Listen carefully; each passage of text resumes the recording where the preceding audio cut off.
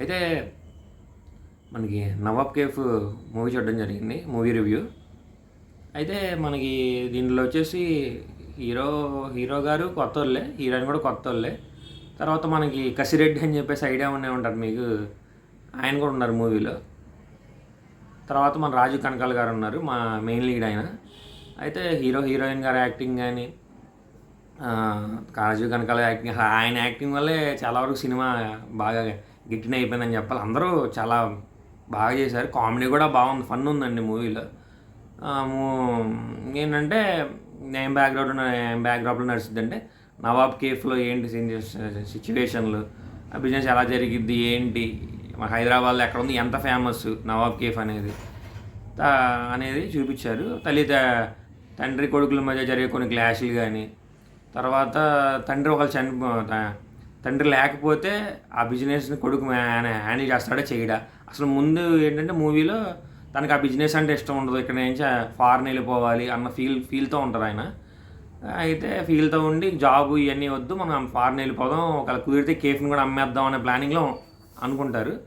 తర్వాత తన రిలేటివ్స్ ఒక ఆయన కలవడం జరిగింది, కలిసి నాకు ప్రాపర్టీ అమ్మేస్తావా, నీకు 50 crores ఇస్తాను అన్నట్టు చెప్తారు. ఓకే, నాతో మాట్లాడడం జరిగింది, ఇద్దరికి క్లాష్ అవుతుంది. తర్వాత కొన్ని అనివార్య కారణాల ద్వారా నాన్నగారు చనిపోవడం జరిగిద్ది మూవీలో. అది అంతా బాగా చూపించారండి.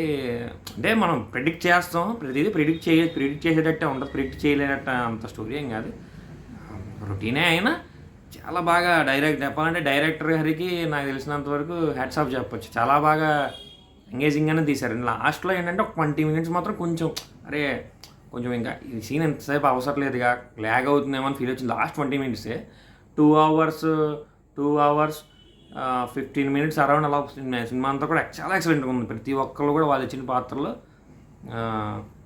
ఎక్సలెంట్గా పర్ఫామ్ చేశారు.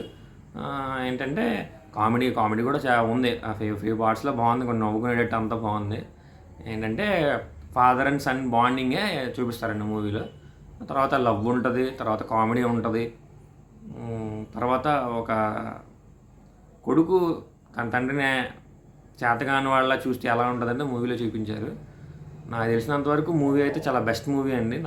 నేను ఎక్స్పెక్ట్ చేయలే, నేను ఏదో ర్యాండమ్గా ట్రైలర్ చూసినప్పుడు నాకు అంత గ్రిప్పింగ్ ఏమి అనిపించలే.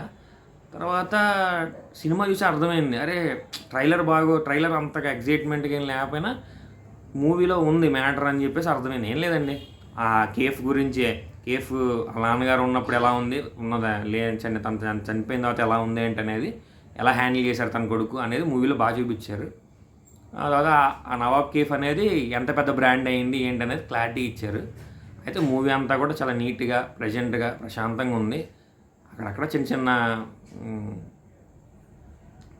మిస్టేక్స్ ఉన్నాయి అండ్ ఆ ల్యాగ్ 20 minutes మాత్రం ల్యాగ్ ఉంది. మిగతా మూవీ అంతా కూడా ఎక్సలెంట్ అని చెప్పొచ్చు. ప్రతి పాత్ర కూడా అందరూ ఎక్సలెంట్గా చేశారు, ప్రశాంతంగా వెళ్ళిపోయింది మూవీ. అయితే కంపల్సరీ ట్రై చేయండి. దీని రేటింగ్ వచ్చేసి 5కి ఒక 3.2 అలా ఇవ్వచ్చండి. నైస్ మూవీ, కంపల్సరీ ట్రై చేయండి.